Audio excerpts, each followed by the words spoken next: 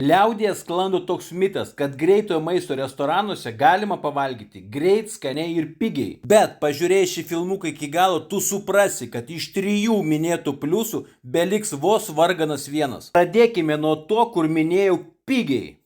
10 traškių vištienos filė juostelių kainavo 11,95 €.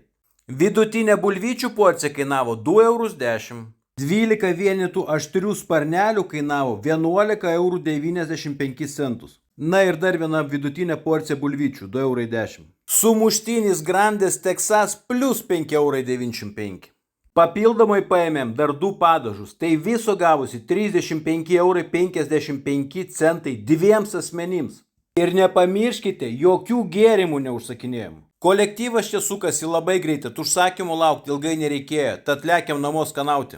Traškios vištienos lasdelės buvo labai sūrios, tad su katinienė vos tik paskanavom po vieną ir pastumėm kibiriuką į šoną. Vidutinė bulvyčių porcija atrodė taip apgailėtinai, lyg kažkas ją būtų prieš tai nuvalgęs. Sumuštinis Grandė Texas priminė pigų submariną. Vienintelį tame mūsų užsakymė priekaištų nesusilaukė sparneliai. Bet pagalvojus, kad vienas sparnelis kainuoja eurą, darosi nebejokinga. Tad reziumuojam, užsakymą pagamins greitai, bet jis bus vidutiniškas, nelabai skanus, bet labai brangus.